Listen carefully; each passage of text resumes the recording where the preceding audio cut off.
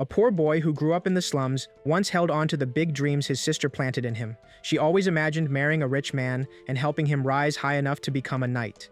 But those dreams shattered the day she walked away, leaving him behind and never returning. Left on his own, Gray struggled day after day just to earn enough to survive. After a heated fight with his father, he finally left home as well.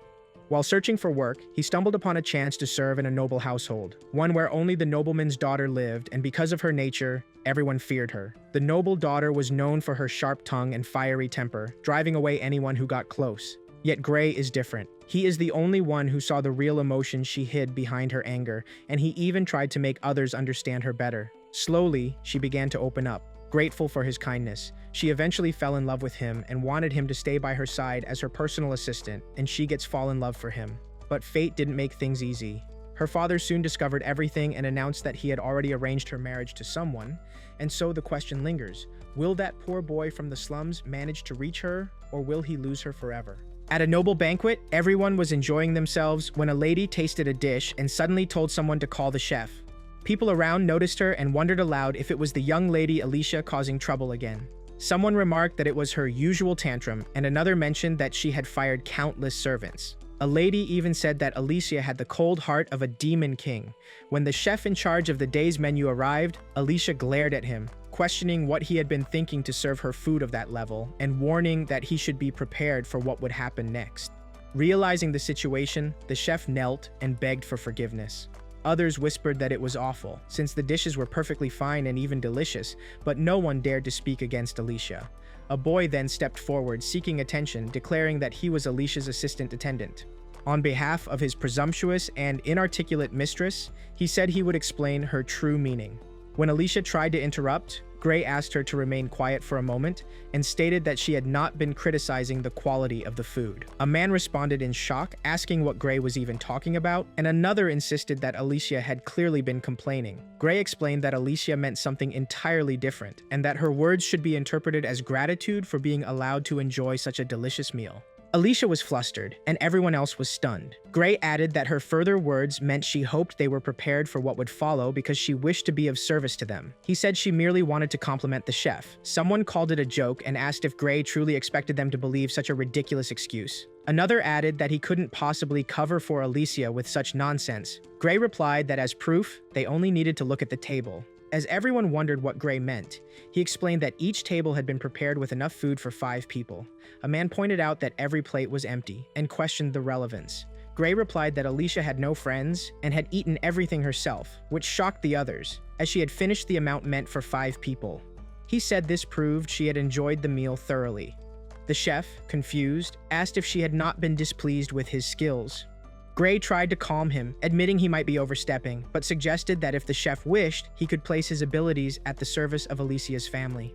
Alicia immediately placed her hand on Gray's shoulder and pulled him away, leaving him frightened. He then told the chef they would inform him later about the working conditions. The chef called out to Alicia, and when she asked if he had anything to say, he bowed slightly and said he was honored she was satisfied with his cuisine. She replied that it was nothing worth expressing gratitude for. Acting as her translator, Gray clarified that she meant the chef's meal was wonderful and naturally deserved praise. Alicia, irritated, said they were leaving. As they walked away, she suddenly remembered that Gray had embarrassed her earlier and said he had a lot of nerve. He wondered what she meant, and then noticed she was blushing. She thanked him and warned that she would never forgive him if he ever tried to leave her side. Gray was shocked. This reminded him of his past, living with an alcoholic father and an older sister with no mother. As a child, he often cried because of their poverty and constant struggle to get enough food. Once, when he was crying again, his sister asked why he was bawling and called him hopeless. When he asked why she was talking in such a strange, dramatic tone, she revealed she was practicing because she believed a noble would someday fall for her and marry her, ending their hardships.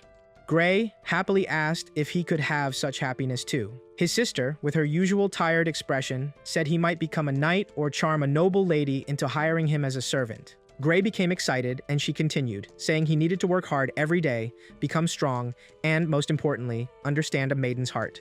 She advised him never to lie to a lady, to be honest, pour his heart out, and always behave kindly. If he followed her advice, she said, no lady would be able to resist him. He thanked her, but she brushed it off, saying she didn't care about praise from her crybaby brother and that it certainly wasn't making her happy. She told him not to worry, because she would whip him into shape and turn him into a fine little brother. Gray stopped thinking about his past and, dressed in old, ruined clothes, reflected that everything his sister had once told him might not have been real. He returned to his old home and saw his father still drinking. His sister had left years ago, but Gray continued living with his father. He was shocked to see that his father appeared ill and asked where he had gotten the disease. His father, misunderstanding, wondered if Gray was referring to the bottle in his hand. Frustrated, Gray said his father was a filthy rascal when sober, and was stunned to discover that his father had hidden a large amount of money under the floor. He became furious, realizing that he had saved that money for admission to the Night Academy. His father apologized and admitted he had used all of it to pay his debts. He told Gray to let it go and consider it an act of filial duty. He added that if Gray still dreamed of becoming a knight, he should accept that it was unrealistic and learn another life lesson by starting again and saving money for him. Enraged, Gray punched his father and stormed out. While walking, his stomach growled painfully, and he regretted leaving without taking anything. He wondered if he could find a live-in job that included meals, though he doubted he could expect that kind of luxury. Soon, he saw a crowd gathered and learned of a job opening for cleaning staff at the villa of the Duke. The position offered high pay, accommodation, and meals, which made him excited. He went to the Osland family's villa office and explained his situation to the chief butler, Maya, hoping she would hire him. Maya understood but told him he didn't need to go out of his way to explain so much. She asked whether he thought his poor background would influence the hiring decision, or if he was trying to gain sympathy. Gray denied it, saying he simply wasn't good at hiding anything. Maya said that if hired, he would be her subordinate, and asked if he was fine with that. Gray naturally agreed, though he wondered why she brought it up. She gave him a strange look and asked if he had any issue working under a woman's leadership. Gray, confused, asked why that would be a problem, and admitted that, given how beautiful she was, he might feel motivated at work, and that it might come across the wrong way. Maya blushed, then stood and said that as long as he worked hard, his origins wouldn't matter. She explained that they were experiencing a labor shortage due to frequent employee turnover. Gray was surprised, and she revealed that the mansion was a villa prepared by Dylan Osland, the head of the family, for his daughter, Alicia.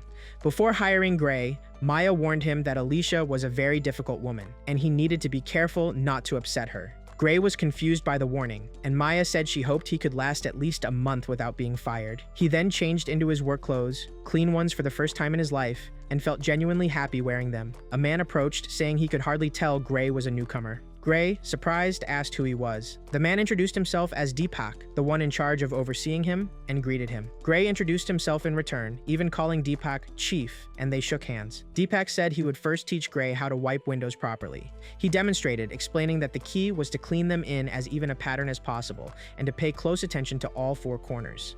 When Gray tried it, Deepak was impressed by how skilled he was. Gray said it was because he had experience working as a cleaner.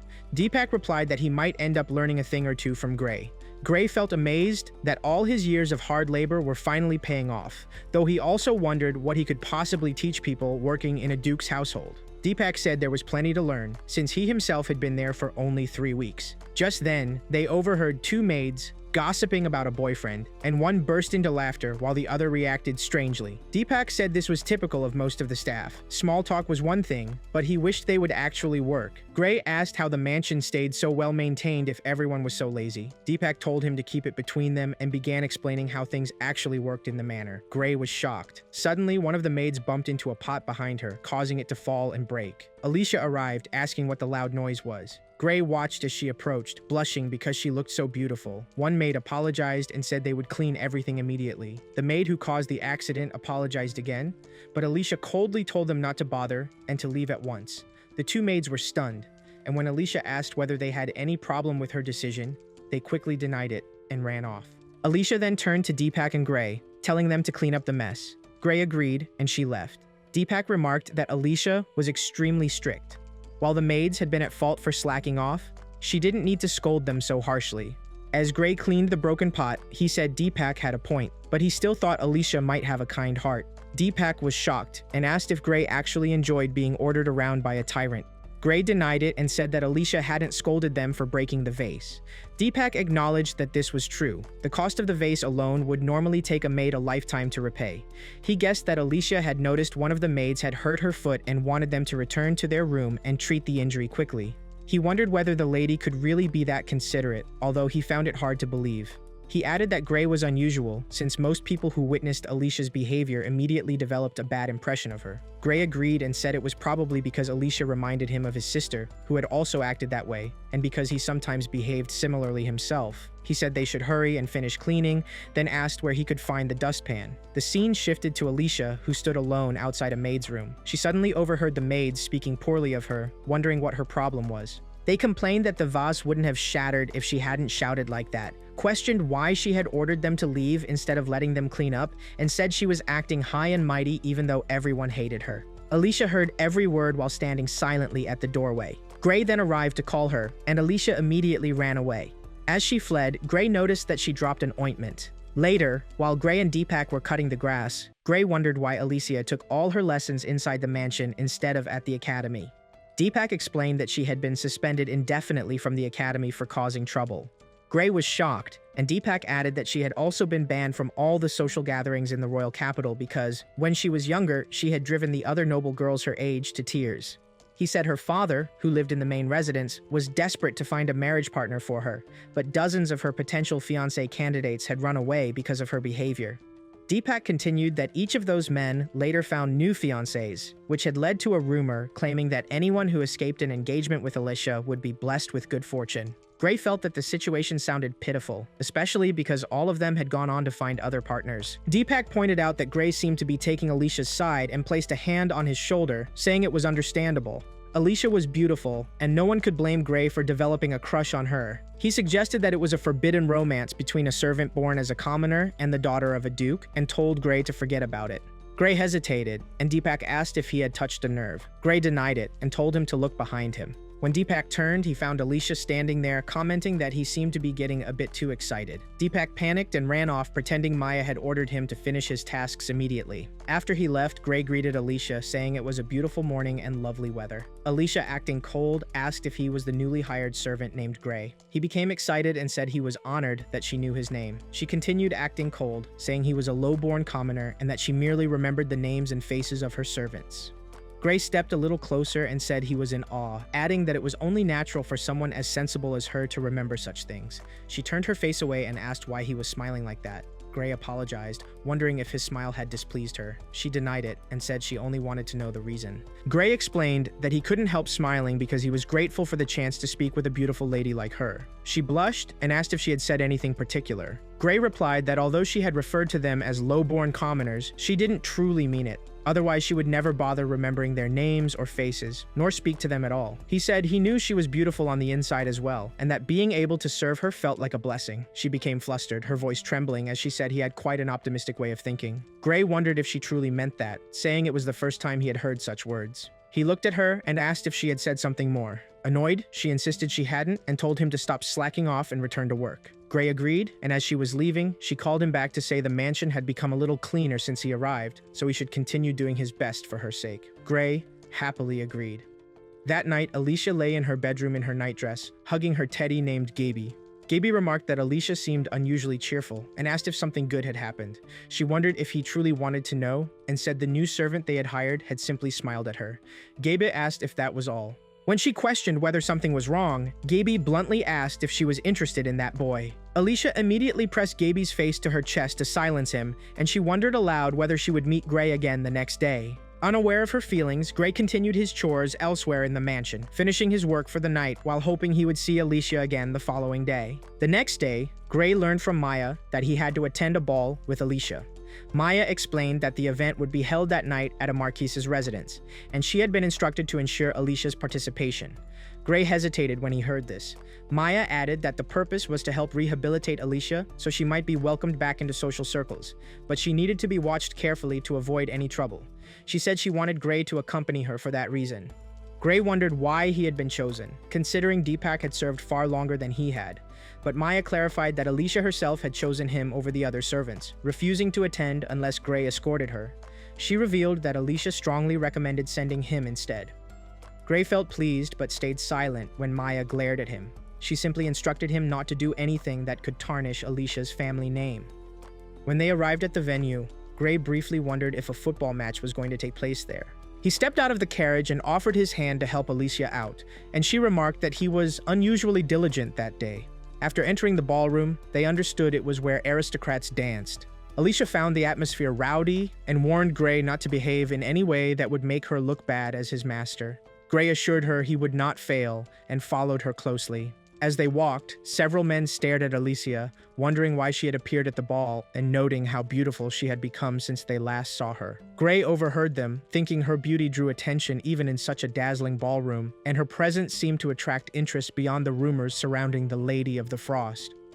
Soon, Limris Carnera, the daughter of a viscount, approached with Farah Astral, the daughter of a marquis.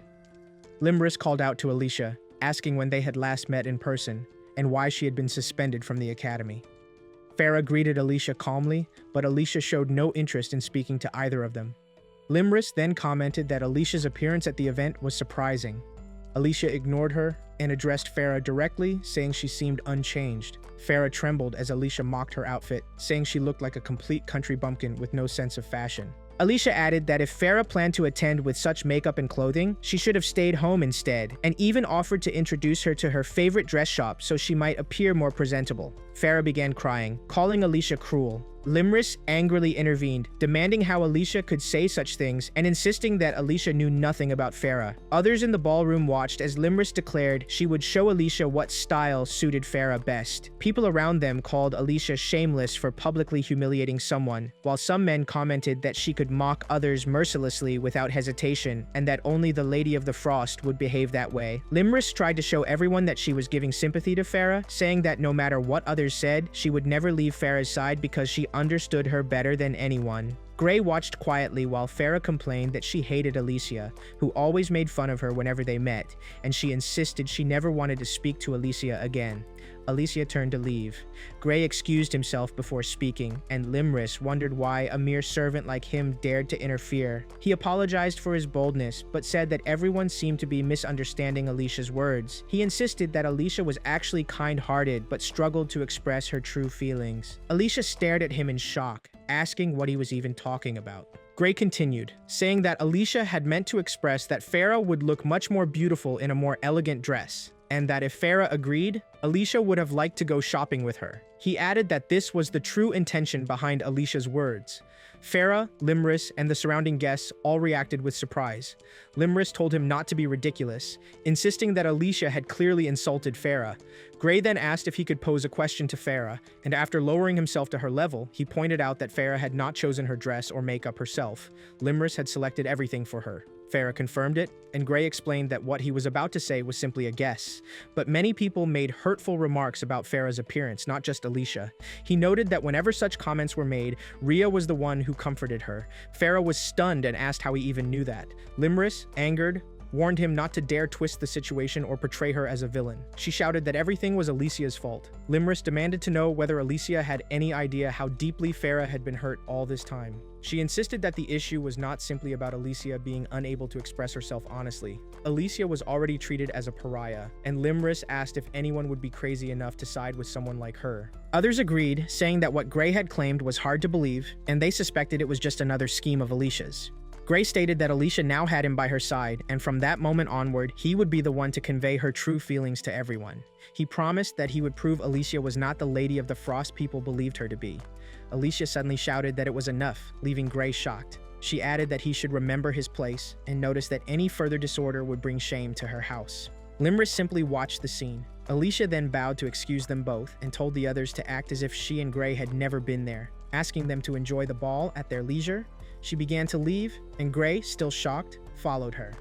Outside, Gray knelt to apologize. She told him that while it was good he apologized, he must not bring shame upon her, especially when he was being so insolent for someone who had caused such trouble to the Merry House, an experience she considered the most horrific of her life.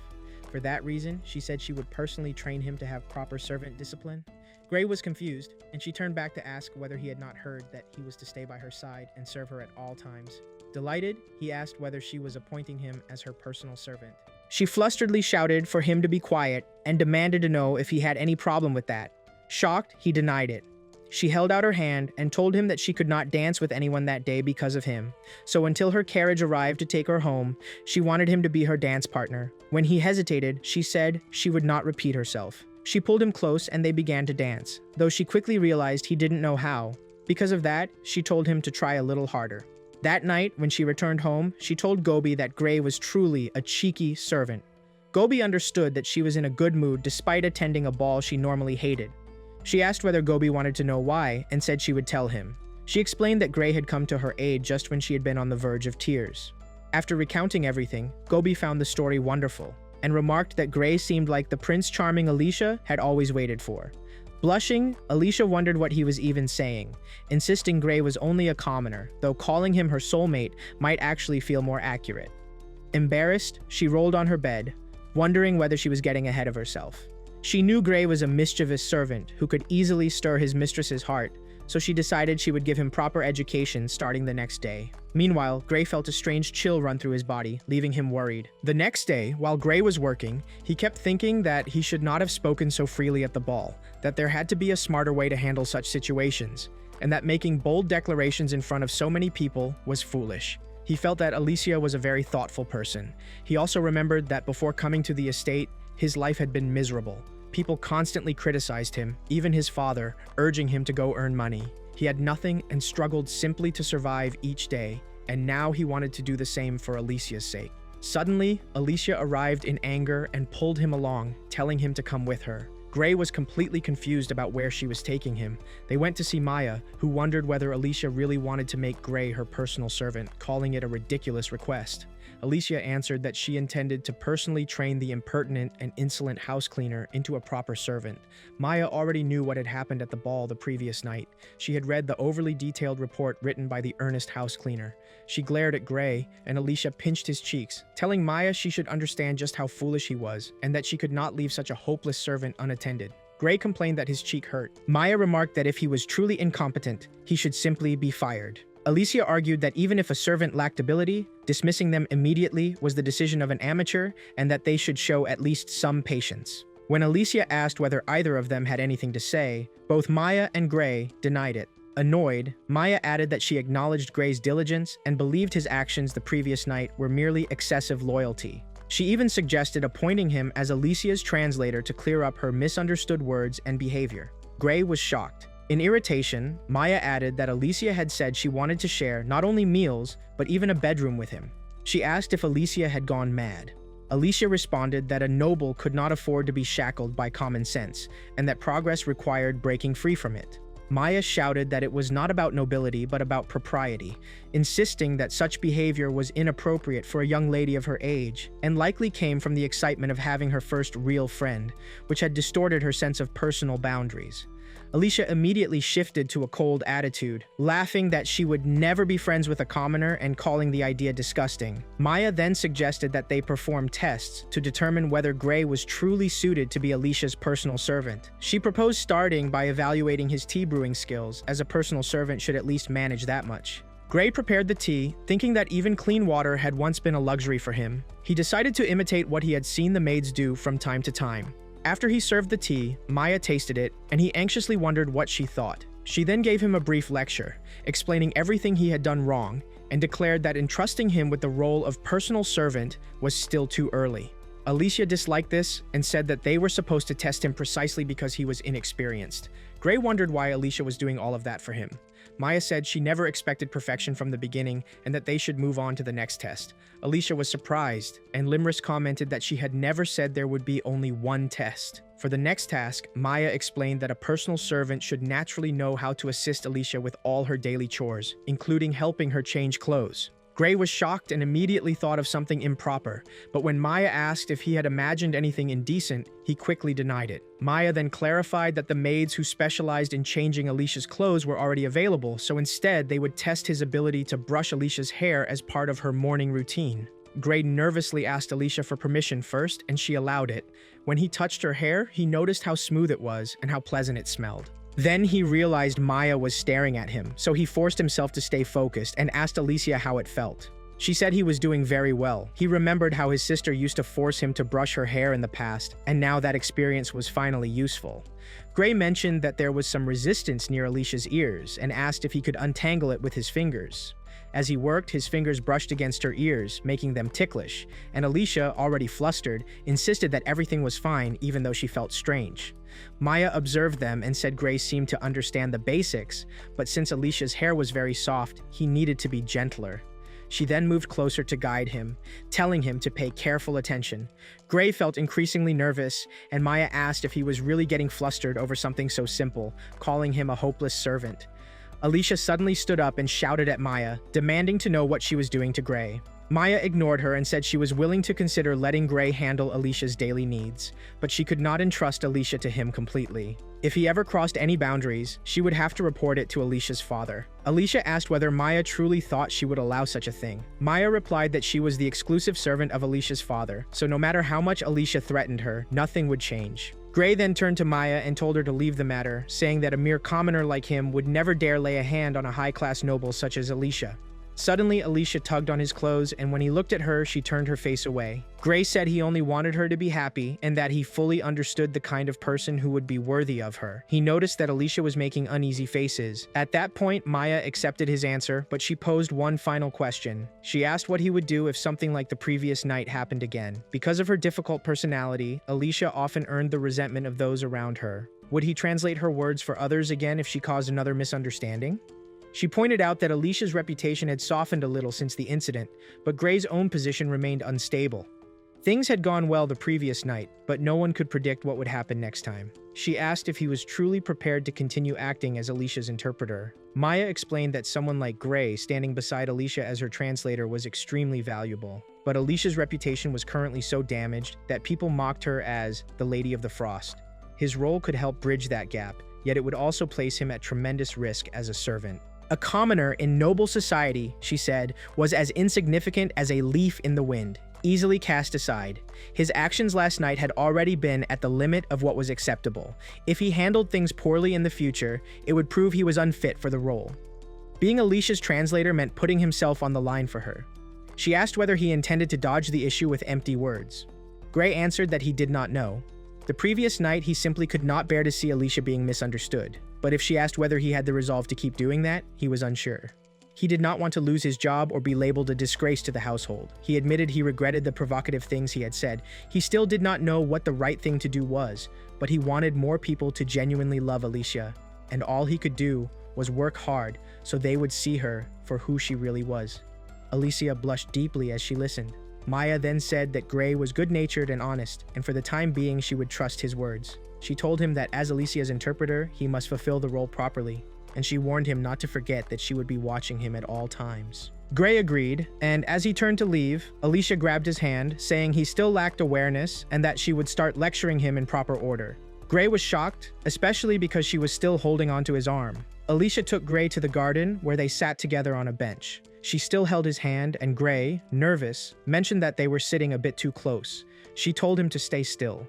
As she leaned her body against him, he wondered whether she was simply following Maya's instructions. Alicia answered that she had not meant it that way, and that he was a strange person. She said that ever since she was a child, she had never been able to express her true feelings. Her mother had been the only one who understood her, but she was no longer alive.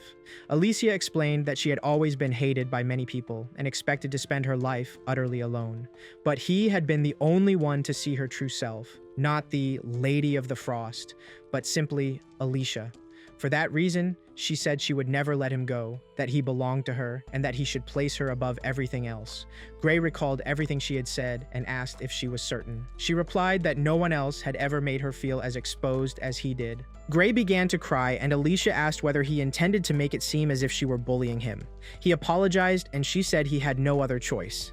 She then hugged him, pressing his face against her chest, and comforted him, saying he was a good boy and that she would give him plenty of head pats if he stopped crying. Gray was overwhelmed and flustered, and Alicia asked him to at least say something. He answered that he now felt 1,000,000 times better.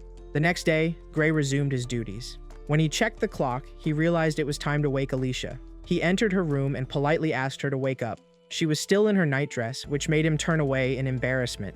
When she woke, she told him to carry her, leaving him shocked and flustered, and he insisted that she should get up on her own. Alicia refused to wake up unless Gray carried her, so he eventually had no choice but to lift her, feeling her entire body as she clung tightly to him. After a while, she let go and explained that she had stayed up all night and was still half asleep, then asked him to fix her hair again. Later, after everything, she went for breakfast and noticed some flowers discarded nearby. They looked nothing like the lovely rose from the previous day. The new maid was shocked to hear her comment and offered an explanation.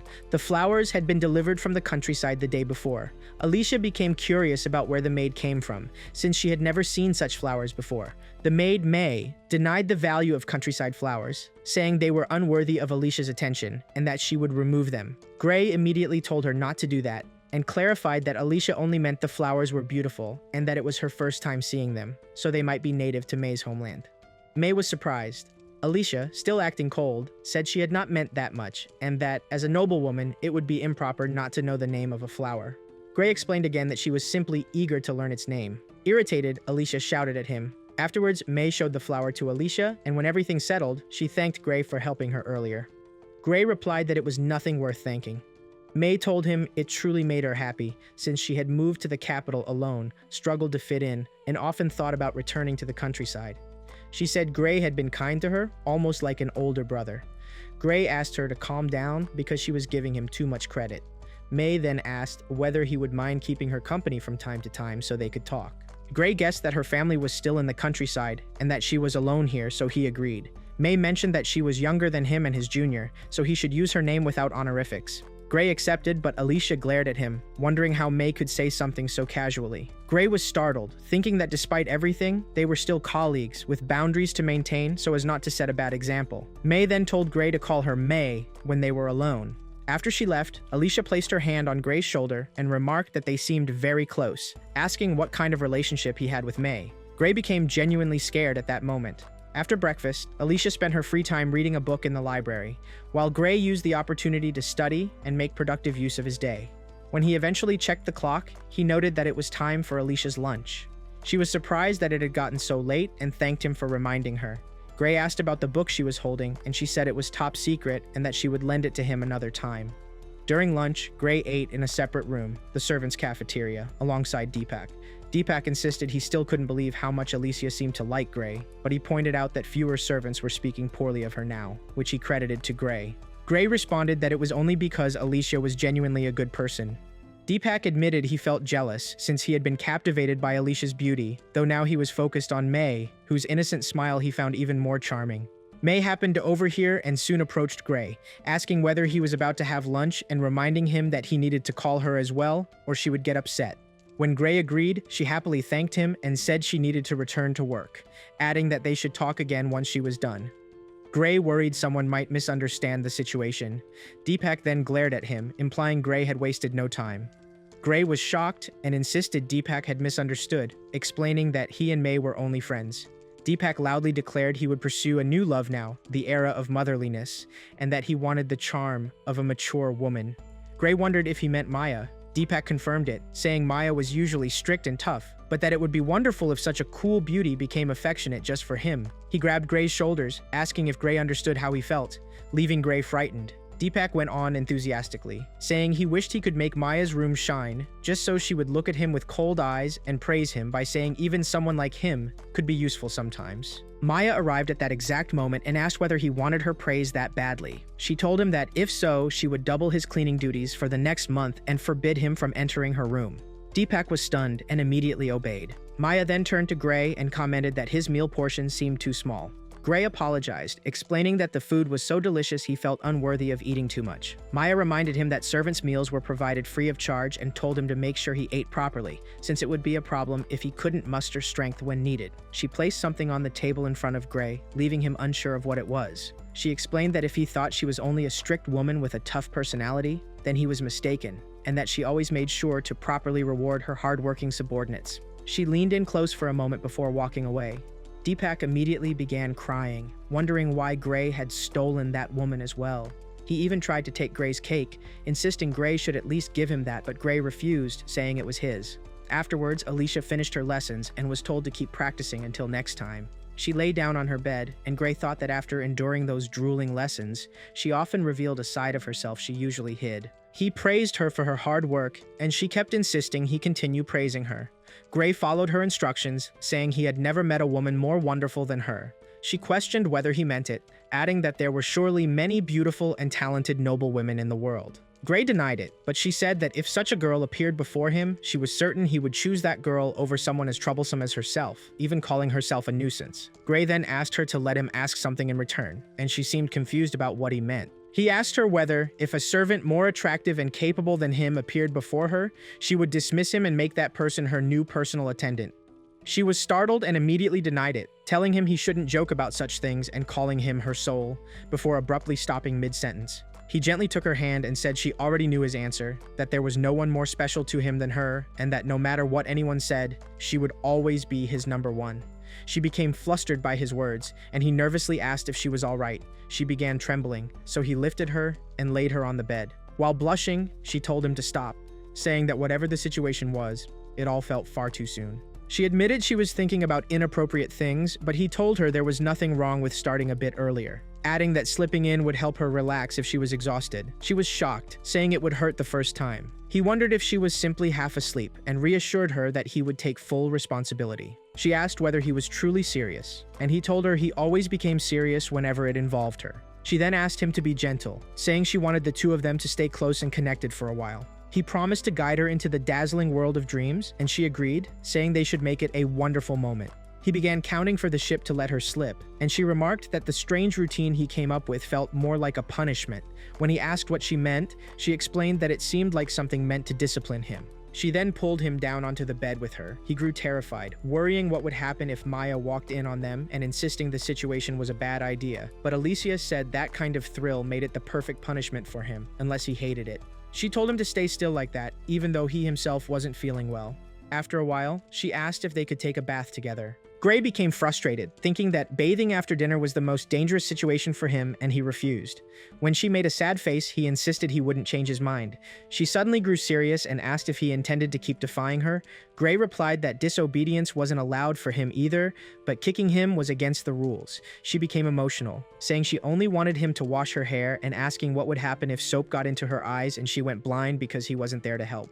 Gray still refused, saying he didn't want to be caught up in her made-up scenarios. She then acted cute and told him he could cover his eyes. All she wanted was for him to wear a blindfold. She said that as long as he couldn't see her body, he could come in. Gray wondered about the blindfold, but then imagined the situation, picturing himself accidentally touching her and asking how she felt. She teased him, telling him to be careful where he was touching her in that imaginary scene. Gray panicked, realizing what she was implying. She laughed and told him he couldn't touch her like that yet, and that he could at least just shampoo her hair. She insisted they should go together since she wanted to spend more time with him. Gray continued refusing her request, and she said it was a shame, adding that from his reaction, it seemed he had started seeing her as a woman. He asked her not to tease him like that. She told him she wouldn't mind showing her whole self to him, then went to bathe, saying she would meet him later. While she was inside, Gray realized he was losing his composure because of the way she acted, and he felt he needed to cool his mind. When she returned, she commented that what she saw was impressive. Gray was startled, saying he thought she was still in the bath. She told him the time had already passed and she had finished, then asked what he was doing outside. He explained that it was part of a daily routine he used to follow when preparing for the Night Academy entrance. He told her the whole story, and she finally understood how that path had eventually led him to work in her mansion. Gray said he was glad things had turned out that way, and she agreed. He added that if he had entered the Magic Academy or Night Academy, he would never have met her, and now he could devote himself entirely to protecting her. She blushed and said she felt as though she had won him, calling her darling servant such a hunk. Then she regained her composure and told him that regardless of his past, he should keep doing his best as her personal attendant, and that one day he would become her. She stopped mid-sentence as she touched his face. He stepped back, hesitating, saying he couldn't let her touch his sweaty body. She grew annoyed, telling him to get his mind out of the gutter and insisting she wasn't trying to touch him in the way he imagined, nor thinking about licking his manly pheromones or anything like that. Gray stood there watching her flustered reaction, and she ended the conversation by wishing him good night and saying they should head inside before they caught a cold. Gray thought he had been too hasty in pulling away from her, but reminded himself that their social statuses were different and hoped she would understand and accept his apology later. The scene then shifted to Limris, who was furious with Alicia and said she would never forgive her for everything. The next day, while Gray was working, May approached him and said they had a problem and needed him to come quickly. Gray wondered why she was so panicked. She explained that a guest had arrived, wanting to meet Alicia. When Gray asked who it was, May told him it was Limris, which left him surprised. Limris stepped out of the carriage, complaining about how long they intended to keep her waiting. Alicia, clearly unsettled, told Gray to send Limris away immediately because she did not want to see her again. Limris was shocked and asked if that was any way to treat a friend who had gone to such trouble to visit. Alicia questioned when Limris had ever considered them friends. Limris replied that they had been classmates at the same academy. Alicia remained calm and asked what Limris's purpose was in coming. Limris trembled at Alicia's coldness. Alicia then said that if Limris had gone through so much trouble, they might as well hear her out, since she seemed to have gotten herself into a precarious situation. She added that Limris was likely facing serious difficulties, considering her household was already on the brink of ruin.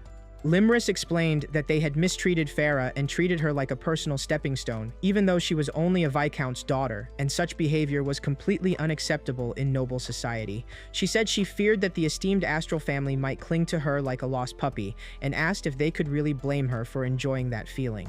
Alicia responded that this was exactly what Limris deserved for letting success go to her head. Limris was shocked and asked her not to pretend Alicia had nothing to do with the situation.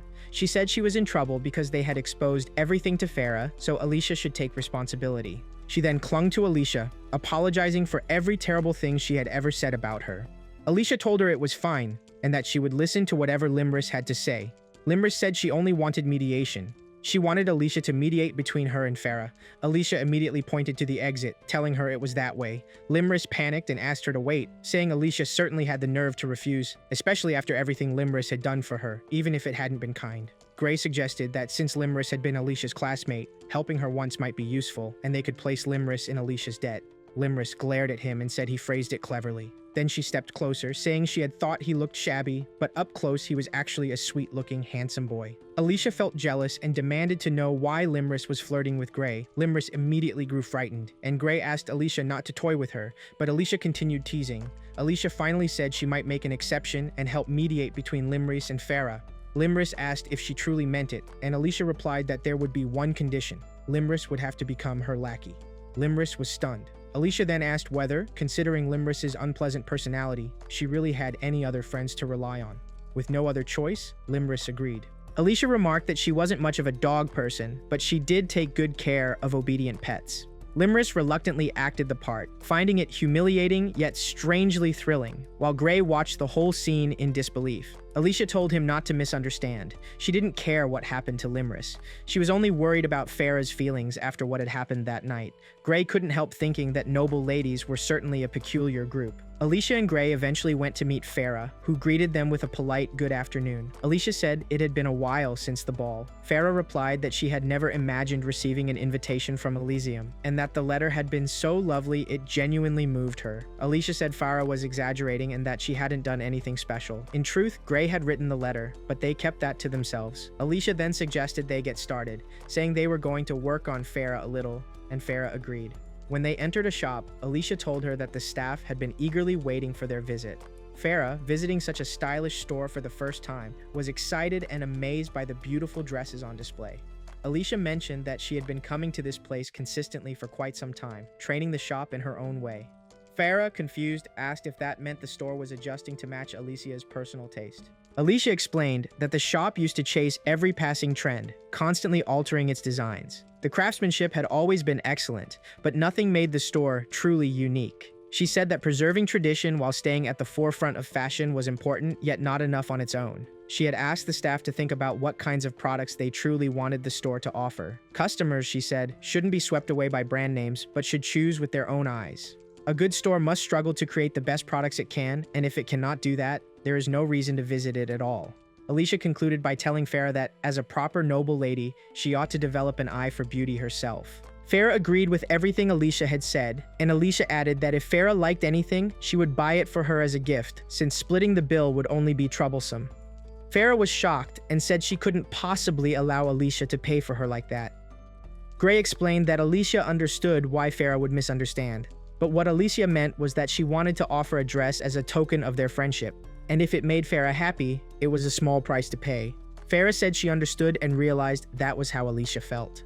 Alicia, embarrassed, suddenly declared that they had talked enough and told Farah to pick a dress so they could move on. They then visited the makeup and hair salon, where an elderly man trembled nervously at first. Farah felt uneasy, but once he demonstrated his skills, she realized how beautiful she looked afterward. Alicia said she had completely transformed and would become the talk of high society from then on. Alicia then announced it was time for a meal, saying she had already made a reservation at her favorite restaurant.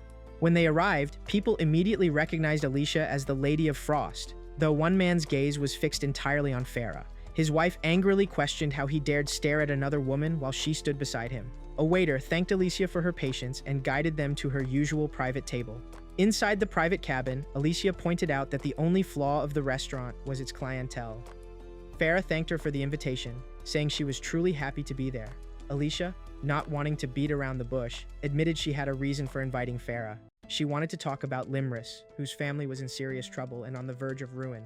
Given Limris's naivety, Alicia said no one knew what might happen to her. Farah apologized, but said she could not trust Limris's lies anymore. She explained that she had been born from an affair between her father and his mistress, and at home, her father and half-siblings treated her as if she didn't exist. She was ignored in high society as well, and Limris had been the only one who treated her like a friend. But that was exactly why Farah couldn't forgive her now. Alicia accepted her decision and suggested they eat. Just then, the waiter brought the appetizers, and Alicia commented on his perfect timing. Farah wondered what exactly was happening. Alicia told her she owed Limris nothing, and that Limris was merely a side note. The day had been entirely about working her magic on Farah. Farah was still confused, so Alicia asked if she hadn't figured it out yet. She said she hadn't brought Farah out just to show her favorite shops. She asked what Farah had observed and learned throughout the day. What mattered most, Alicia said, was Farah's own will, what she wanted to do, and who she wanted to become. Alicia told Farah to think carefully and make her own choices, and to act on them with confidence. She added that Farah could earn trust only through her own efforts. Since Farah had said she was ignored by everyone, Alicia asked whether she had ever tried reaching out to them herself. She pointed out that relying on Limris for everything had been Farah's own choice, and that was why she had become dependent on her. Farah, unsure, wondered what she should do now. Alicia asked if Farah planned to depend on her next. Farah apologized for making Alicia teach her these things and admitted that the person most furious about the situation had been her father, who considered it an affront to their family's honor. That was why she had been afraid to face him. She said she had nearly abandoned her dearest friend because of it, and she still couldn't bring herself to simply forgive everything. Farah admitted she had mixed feelings about Limris, but didn't believe every moment they spent together had been an act. For that reason, she still thought of Limris as her friend. She said she wasn't going to run away anymore. Not from Limris, and not even from her father. Gray, watching quietly, saw Farah stand up to leave. He commented that Farah had truly grown stronger and asked whether that had been Alicia's goal from the beginning. Alicia said it was surprising that he realized it so late, but she also revealed there was another reason she had arranged everything. Since Farah had left without eating, Alicia now had an extra portion for herself. Gray was stunned, and Alicia added that no one would see them there even if a master and servant happened to dine at the same table. Gray tried to refuse, but Alicia remarked that he was only now realizing how she controlled everything in the palm of her hand. They both ended up having drinks according to her order. That night, when Alicia returned home, her father informed her that he had arranged a new fiancé for her. She was completely shocked, and he added that this time she would surely become a bride. Alicia, while eating her meal, seemed unusual and asked how long Gray had been working there. Gray replied that it had already been 3 months. She then wondered how long it would take him to understand that she did not like seasonal vegetables stuffed with meat, and demanded to know when he would take the dish away from her side. Gray, looking disappointed, asked if she disliked vegetables that much. She shouted that he had misunderstood. Her issue was not childish dislike of vegetables, but simply a matter of taste, and he should not twist it. Gray assumed he had no other choice, so he called May over and explained that Alicia could not bring herself to eat that dish. May already knew how meat-stuffed dishes were difficult to cut because they fell apart easily, and Gray said he planned to cut it himself and help Alicia eat it. He added that he might even feed her directly if necessary. May, shocked, asked if she was really capable of that. Alicia grew angry and demanded to know if Gray intended to help her eat. Gray confirmed that he would feed her with his own hands. He then moved closer to May, telling her to open her mouth and warning that if she didn't open it wide, he wouldn't be able to feed her properly. Seeing this, Alicia grew jealous and finally agreed to eat the dish herself. She warned Gray not to dare do something like that with any other woman besides her, insisting that he belonged to her and had to spoil only her. She promised to behave, but said he had better pamper her a lot. Noticing all the servants staring, she shouted at them to go and clear everything. They immediately ran off, and Alicia opened her mouth to let Gray feed her. Gray began feeding Alicia and asked whether she liked the dish. She replied that one bite wasn't enough to judge, so he should give her more. Gray felt awkward, and just as they were sitting very close, someone knocked on the door. Alicia grew angry and said she didn't want anyone to come in until she finished eating, since she and Gray were in the middle of their lovey-dovey moment. The person at the door apologized for entering and remarked that he had never expected a part of his own estate to be off-limits to him. It was Dylan, her father. Shocked, Alicia stood up and apologized for her rudeness, explaining that she had mistaken him for one of the servants. Dylan asked whether Gray wasn't a servant as well. She answered that Gray was her personal servant. Dylan told her that personal or not, he was still a servant, and she seemed far too familiar with him. She asked if there was anything wrong with a noblewoman being friendly with her servant. Dylan then questioned what she meant by lovey-dovey time, and said that if nothing was wrong, she could continue it right in front of him. He added that he had received several reports from Maya about Gray. Gray respectfully greeted Dylan, saying it was an honor to meet him. Dylan glared at Alicia and pointed out that she had just turned 17, yet had appointed a 16-year-old boy as her personal servant, demanding an explanation of what she had been thinking. Alicia retorted that age and gender were irrelevant when it came to talent. Dylan then asked if she could swear that there was no personal bias behind Gray's promotion. She hesitated, and Dylan continued that he had come to check on her after a long time, only to find things in this state, and felt that leaving her under Maya's care alone had been a mistake. Angry, Alicia slammed the table and said she had endured enough. Her father had left her alone in the villa for so long without understanding what she had gone through. She almost said that Gray was her very first, but stopped herself. Dylan urged her to finish the sentence. She refused. Dylan admitted that he had indeed neglected her and hadn't paid attention to how she lived, which was exactly why he had come. She had been shunned by high society, suspended from the academy, and considering the state he found the mansion in, she left him no choice. He told her he had arranged a new fiancé for her and she would become a bride soon. She was shocked and asked what kind of joke that was. Dylan replied that she had talked to someone recently, and they had made the engagement official. Alicia protested that making such a decision without asking her was extremely high-handed, and she should at least have the right to choose. Dylan asked what she was even talking about, reminding her that he had arranged all her previous engagements because she kept saying she wasn't interested in marriage and wouldn't let any man lay a finger on her. He added that since she felt that way, she was free to choose any fiancé she wanted from within his territory. Alicia angrily said she was sure the next fiancé would run away with his tail between his legs, just like all the others. Gray thought that she had already gone through dozens of broken engagements, and not one of her fiancés had been able to tolerate her sharp tongue or her attitude. Dylan insisted that the next one would not run away. Alicia asked what made her father so confident, admitting, though she hated to, that she did have a harsh personality. Dylan agreed that her temperament had not changed, but said that her next fiancé already knew everything about her disposition and had still decided to propose to her despite all of it. Gray suggested that they should talk about the engagement matter another day. Dylan agreed, saying that Alicia would need time to prepare herself mentally as well. As he left the room, he told her she had better be ready the next time he visited. After he was gone, Alicia asked Gray why he hadn't objected. Gray answered that he had objected to any engagement she didn't want. Suddenly, Alicia told him to take her away and run. Gray said she didn't understand anything and asked if she had ever needed to catch live bugs and eat them. When she stayed silent, he explained that in summer, people like him could survive on plants and bugs, but in winter, there was nothing to eat. He said that back then, she would have survived only by drinking river water to dull the hunger, and that there wouldn't even be a bath, just a damp cloth to wipe oneself with. He added that his house had been smaller than half of her dining room and unbearably drafty. Alicia wondered what he was even talking about. Gray told her it was the place where he had lived. She understood and insisted things wouldn't become that bad, saying she could work as well. Gray replied that people would find her and drag her back, and he would be sent to the gallows. When she suggested fleeing abroad, he said they wouldn't be able to escape for long and doubted she could endure such a harsh life on the run. He bowed his head and said it was hopeless, that he was the lowest of all people, born in the gutter to a scumbag father, and no matter how high he aimed, he would never be a suitable match for her. He told her she should stay optimistic about the engagement and that if her fiancé turned out to be wrong for her, he would oppose it himself.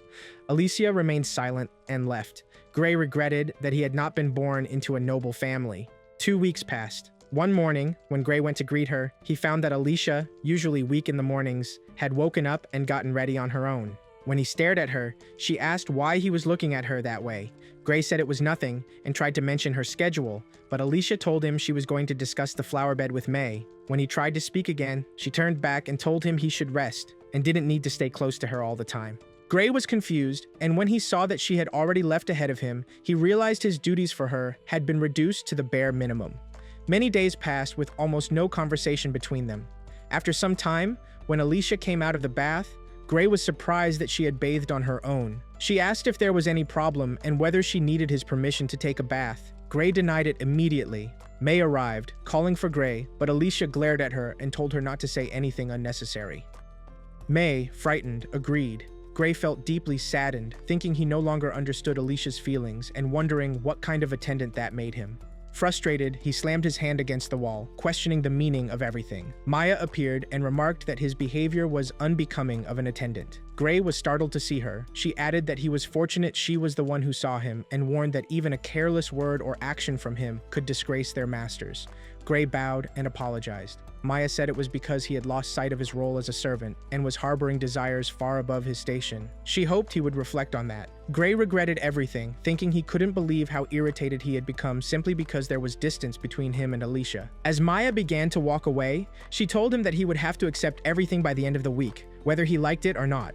When he looked confused, she explained that Alicia's fiancé would be arriving soon for an introductory meeting. Gray was shocked to hear this.